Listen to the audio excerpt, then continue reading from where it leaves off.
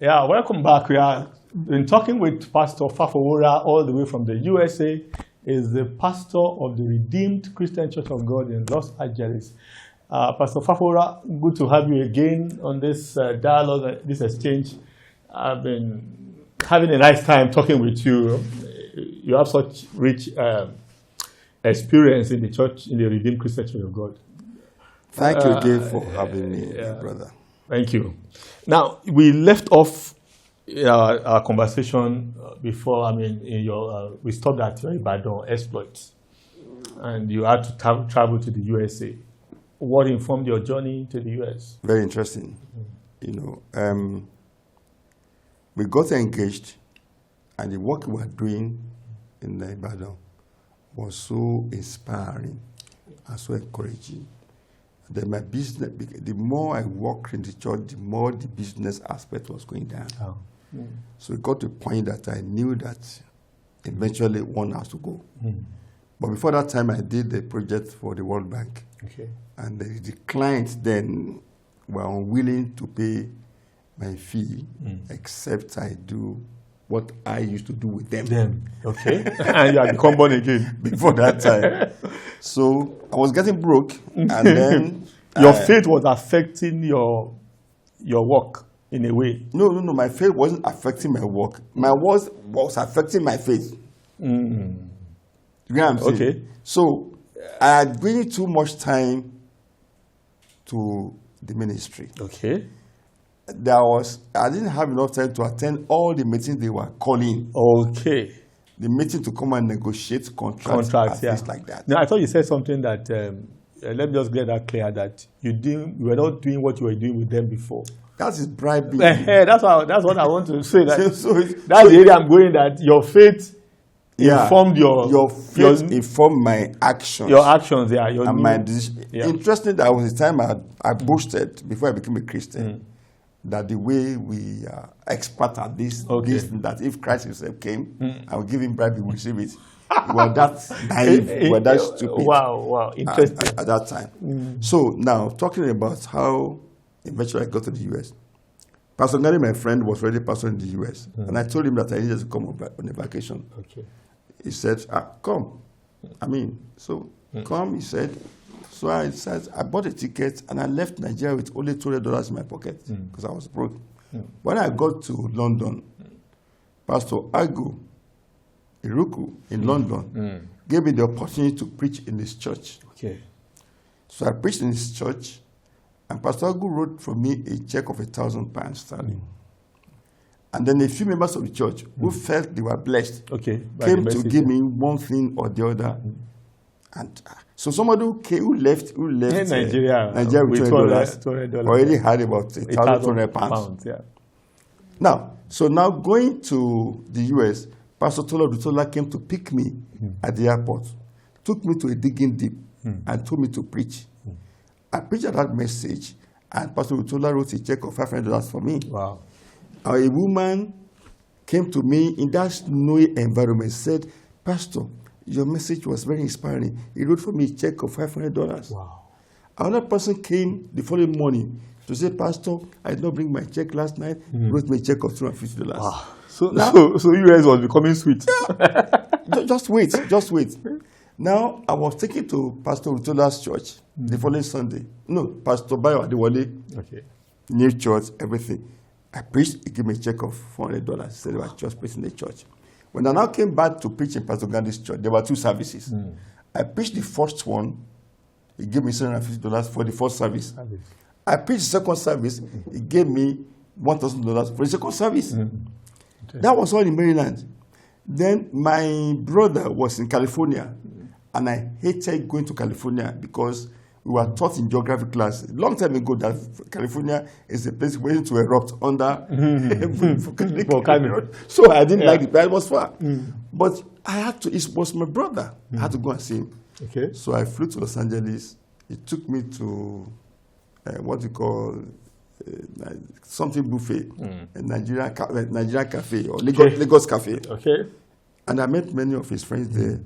He told them that my brother said, Pastor, we don't have pastors here. We want to do wedding or naming ceremony, this and that. Redeem should come and start a church here. I told them that I will carry the message to Redeem when I get home. Now, coming back home, I slept. And then the Holy Spirit nurtured me. He said, boy, how much was the total money that they gave you? collected on this trip of 3 weeks? And I made the calculation. It was over 2-point-something million. Wow. At that time. In dollars? No. When you convert? When I converted everything Okay. to Naira. And the Holy Spirit said, Shay, you see that I can pay your bill. You arrogant boy. So in all the consultancy work you have been doing, mention the contract that you won, that you had a profit of 2-point-something million without tax, without anything. That humbled me. You know, I said, okay. All right. And it's true. Many of us were involved in business. When you carry large contract, when you take out the overheads, the bribes, and everything, the overhead, and everything, you are left with just. So when I got home, I mentioned to Esco my experience about California. Then Esco said, okay, are you on your way to Ibadan? I said, yes. He said, I too want to go to the camp. So let's go to the camp and just tell the Jew what happened. So we brought in the camp. I greeted the Jew, and I told the Jew about the experience I had in California. The Jew characteristically said, well, go and pray and ask the Lord why you are the one that they narrated what they needed for to. And that opened something in my heart. You know, in addition to what the Holy Spirit already told me. So I said, okay, all right. We are going to plant churches in the west coast of America, California. I now came out with a slogan from west coast to west coast. Wow. That is from west coast of Nigeria to the west coast of America. The US, so I drew out a plan capturing many cities in the west coast. And then I named pastors to each one that will be going one by the way we are planting churches here. Okay. And I didn't even think about the cost. So that was how. Then at that time, my wife had a Commonwealth scholarship that could have relocated us to Britain. But when I told her that I have to go and plant churches in so place, she agreed with me. Okay. No problem. So that's how I went to the US. And then I got to the US. ESCO helped me tremendously. I got to the US, and then I discovered that the people I was motivating to come and take over states in the West Coast, they didn't see the vision. They didn't see the vision. That's how I got to the US. And then we suffered. Those early days, yeah. Oh. How? What kind of suffering? First of all, I never heard anything about social security number before I got to the US. Number two, I carried all my certificates, thinking that when I got to the US, I began to look for a job the way we look for a job. The way we look for a job there. Then financial support ceased. The idea of people giving you money, the way they gave you money. God has a way. No, when I said financial support ceased from home. From home, okay. From home. By the time my wife joined and her 5 daughters joined us, the church has started. You had all your children by that time? Oh, yes. I was alone by that time, over 40. You know, so I had all my 5 children at that time, 1999. You know, wow. I was 48 when I recruited to the US. To start missions. All over again, to start over again. So one had no choice. When I discovered that if you don't reach something in the US, you can't be involved in the economy, so to say. So I went back to school, took a master's in project management. Okay. And then took a doctorate degree in organizational leadership. All this while your business in Nigeria had folded up? I had folded up, longest time. Then my wife had a clinic also that folded up. She too got there. And I could have practiced engineering. Okay. But my children were too young for me to abandon them and begin to pursue engineering career. The same thing with my wife. If you are involved in any career in the US, it's a total involvement. And then there is carrying school run. Yep. When they give children assignments, it's the parents that are giving them to. So that's gave us serious challenges, but there are few who came one way or another. I remember one woman from the camp one day just came and said, Pastor Yoram, God just said I should bless you. Wrote for us a check of 5,000. The car that we had at the time was almost repossessed. Because we couldn't pay. In the US? Yeah. You didn't pay by we couldn't pay the car notes, we call it, in that place. That was a time that light was taken away from our apartment in Smith Valley. 2-bedroom apartment. Because we couldn't afford. So it wasn't that rosy. Oh, no. Sometimes we think that going abroad is Eldorado. Those people think that going abroad is rosy. They are in serious error. One thing that's quite that if you cannot make it in Nigeria, you cannot make it in the US. Because when you say it's greener pasture, when you talk about American dream, trust me, there's also American nightmare. And that's it. And they are side by side. It's a thin line that separates American dream from American nightmare. Let's just stop at that. Wow. Pastor Fafura, tell us about those early days. I mean, starting the Redeemed Christian Church of God in the US. What was the culture shock that you met? There's a different environment entirely as regards the faith. How was it in those days, getting people saved in a foreign land? to start with, it's only the Holy Spirit that gets people saved. Of course, I know. Then number 2, you need to unlearn certain things that you know and need to learn their languages. For example, when you are preaching and you look at the trunk of a car and you said, when I came, I took out my box from the boot. Look at you, what he's talking about. No, there are so many languages like that. And then the kind of testimony we share here. Like one day a woman gave a testimony that feather was growing out of his armpit. I was at that event in Ibadan. A professor. But she was delivered. I mentioned that testimony when I got to US Embassy, Los Angeles. And everybody froze. Were they basically white congregation? No. I will come to that also. The people froze. And one woman, that used to be one of our supporters, didn't show up again. I ran it and said, sister, we don't see you. He said, that testimony of a feather growing out of somebody's armpit frightened me. She said she couldn't sleep for 2-3 days. Wow. After. Interesting. So they are now to see that what we call demonic activities in Nigeria is different from demonic activities in the US. They are refined demons. Sophisticated. In the US. They are even crude. But the one we talk about, like you teaching somebody, you say that a chicken ran across the road. What are you talking about? Where does a chicken run across the road in America? Now, but the Lord took us abroad because the Lord understood that many Nigerians or many people from the third world will come to the US, will come all over the place. So it's like the Lord prepare us. So when you start there, when I got there, because I left Ibadan with a congregation of 1,200 people. I thought that I'm going to start with a congregation of 120 people also. It didn't happen that way at all. I got there, and thank God, one or two members of my family, brother, like I said, and his friends were with me. And we started the church. And the first time when the church was launched, there were about 70-something people who came for the launch of the church. That was a lot.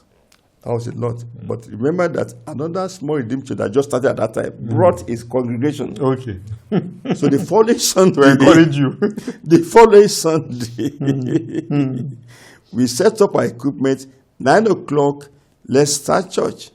9:30, nobody. 10 a.m., nobody. 10:30, nobody. When it was 11 a.m., we were bringing our speakers down. And then a woman came in with 2 American Nigerian children. Choo, choo, choo. Sit down there. Pastor, yeah, let's start the service. Interesting.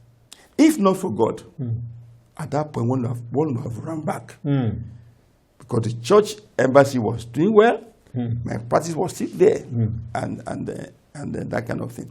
So when you see those experiences, then when after the church now started growing, I discovered that only Nigerians or Africans from the West Coast were coming.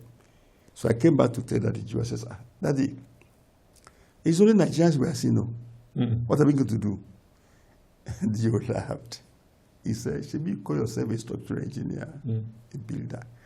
So when you want to build a house, you start with local materials, the gravels, the stones, and everything. And when the foundation has been laid, you now begin to use refined local materials, the block and everything. So, but when the structure is standing, then you begin to have imported materials into the building. He said, church is like that. So you just keep on doing what you are doing.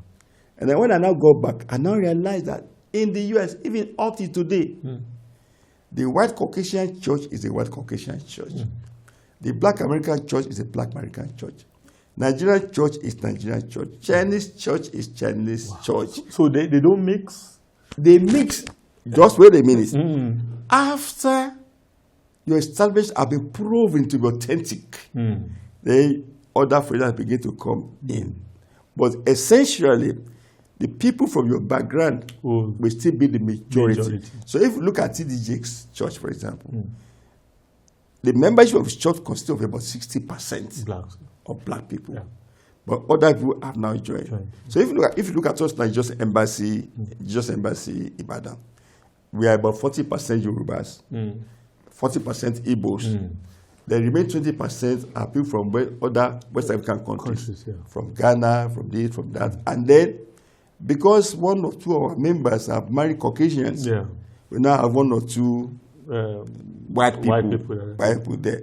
So now, if just embassy continue to grow like that, even when I'm away, and our children continue to bring their friends from the schools and colleges they have, then the church will become multiracial. Interesting. That's an interesting analogy. That's the way it happens. So you've been in the US now for how many years? 26 years. 26 years. Let's just cap up this story about the Redeemed Church, then we'll go to some other issues. Okay. How has the church fared over the years? Which church? The church under you, I mean, the one that you pastor, and your exploit generally in these 26 years. Yeah, the thing is this, because Redeem has a policy of growing churches. It's supposed to be a few minutes drive for one another. So the moment you grow, you plant a new church, a few of your members go with them. So therefore, it has not been easy for any Redeemed church to have a global explosive growth. Except a few. And those few is because they are rich. They have the funds, They have the funds, or they are located primarily in the areas where Nigerians are are plentiful. Like Houston, for example. Houston is the hub for Nigerians in the US. Like Maryland, for example. Like Atlanta. So you have many big churches there because of the population of Nigerians. But if you go to other places like California, we don't have, even though there are many people in California, but many people who are in California, they have left home for a long time. Some of them didn't even know the difference between Pastor Adeboye and Reverend Adeboye. When we got there. The Adeboye of Rema. Sister Adeboye, until those who come from Nigeria, particularly the older ones who say, is this Adeboye's Redeemed Church? They want to come. But even many of those people who come abroad to say, is this Adeboye's Redeemed Church? Many of them are probably mothers who have come to do omugo to help their to help their children, you know, further. But when you talk about the young people, I mean, that have been there over the years, all they want to hear is authentic gospel. And sometimes when you bring the laws from the headquarters to them, they just laugh at you. You know, for example, the 100-day fast, let's talk about it. 100-day fast, you know, is a good thing. Yeah. Because it disciplines you helps to us be close to be close to God. It challenges you to lay aside things that of the flesh to begin to focus. But when you are in the US, for example, and you are in the US, if you are working, honestly, they take a pint of your blood for every dollar that you earn. If they catch you sleeping or sloppy, you are fired. Wow.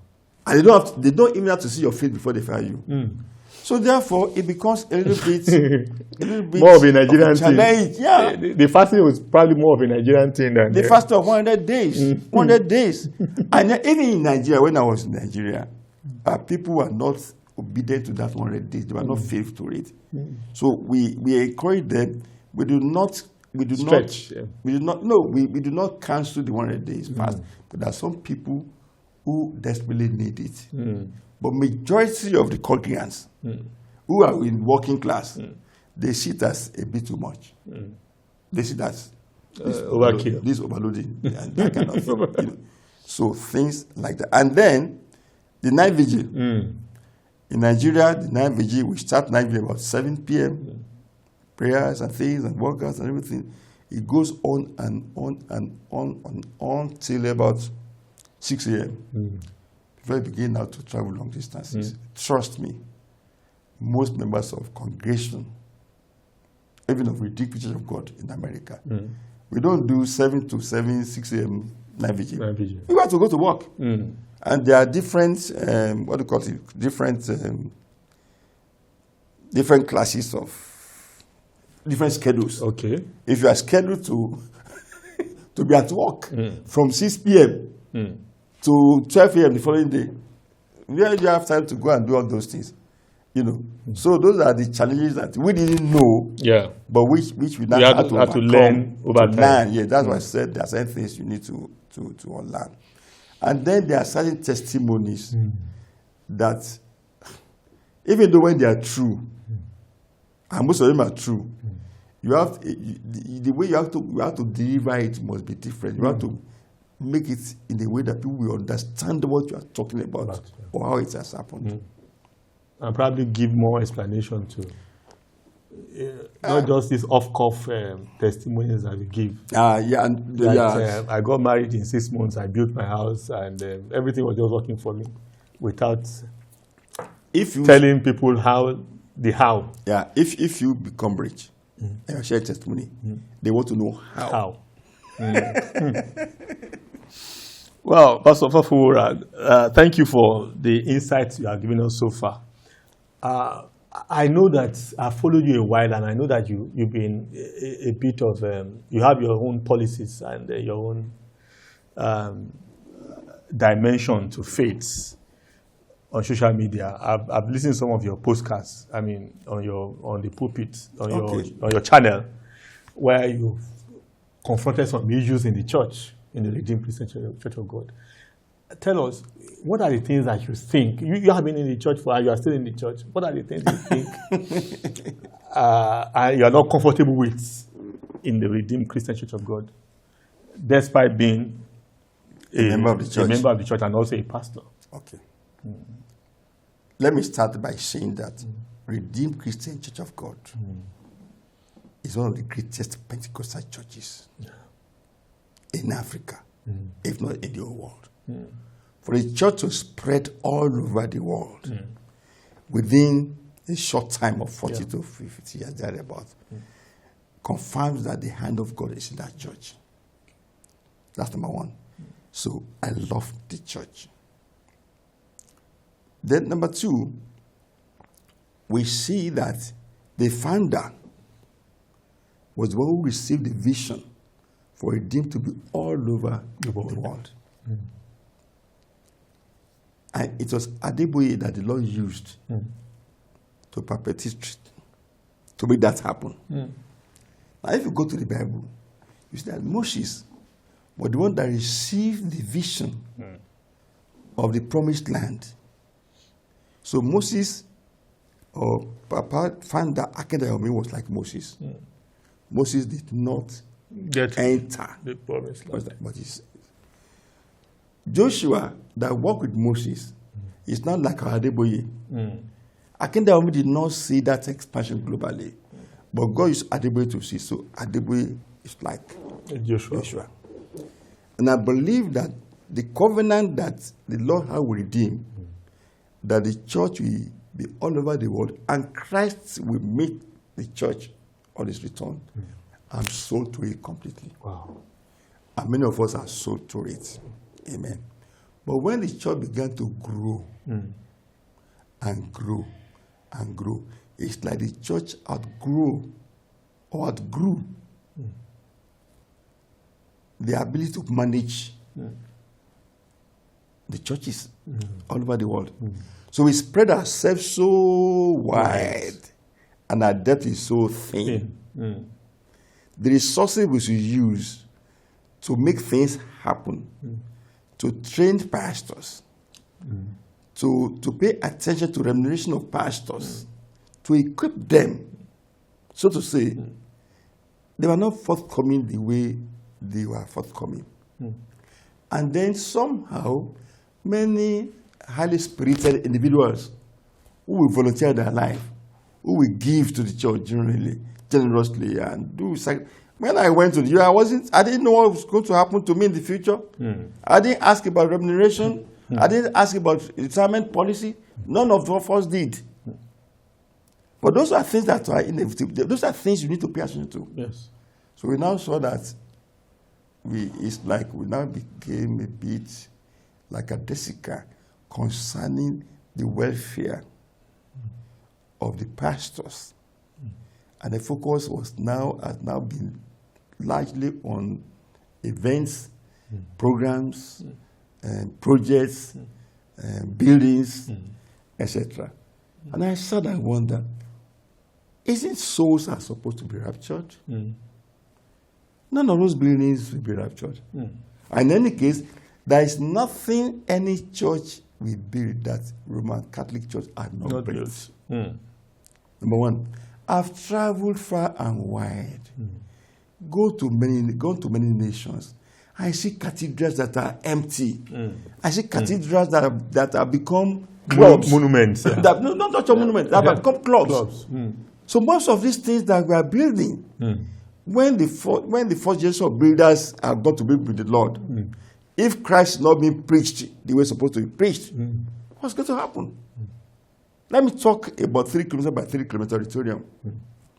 Whoever advised that the GO to do that kind of thing, I mean, to me, it's disturbing. Because from many perspectives, okay, look at it. We built 3 kilometer by 3 kilometer auditorium. And then, COVID happened. People have never returned to physical meeting fully since COVID happened. So that's one aspect. Then the other aspect, you look at the maintenance of many of these things. You know, they are huge and everything.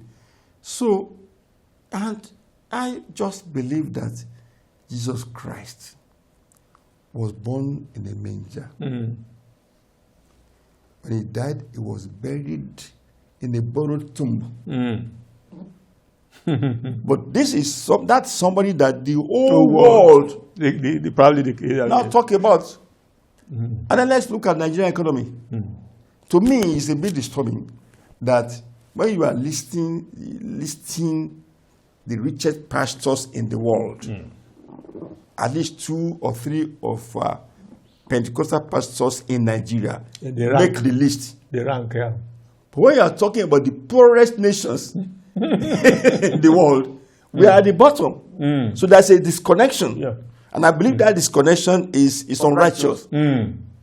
That's my belief. And then, so what do you want to do? We blame politicians for virtually everything.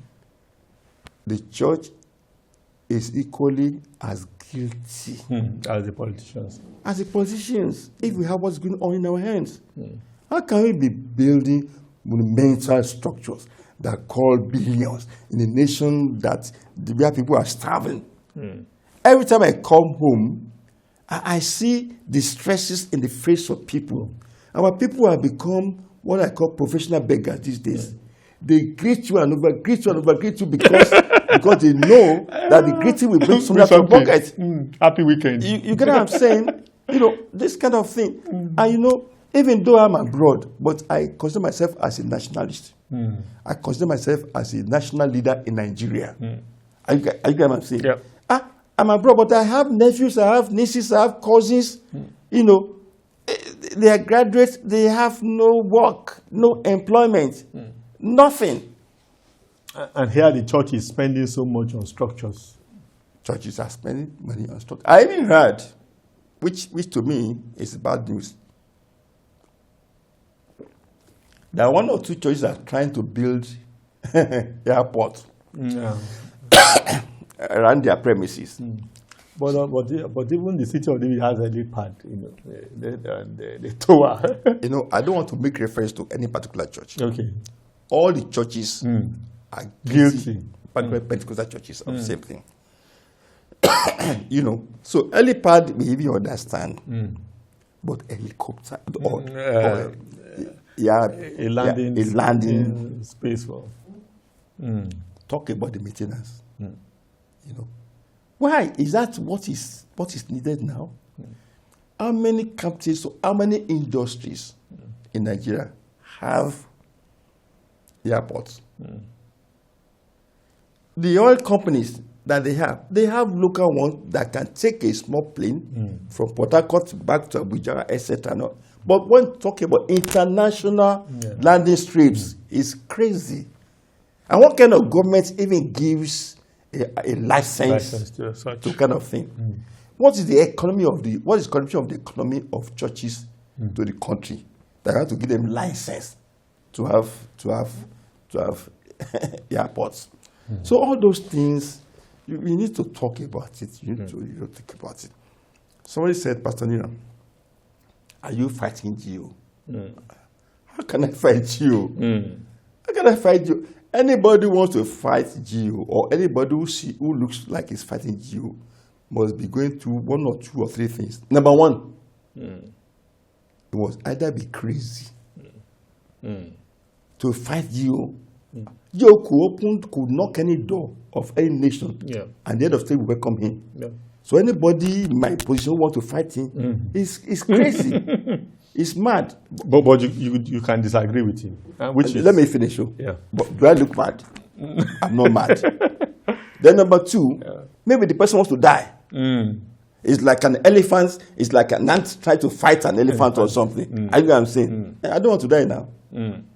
Or maybe it is God that's empowering him to say what needs to be said. Okay. So that those coming after can learn. We know that things have to change. Things have to change.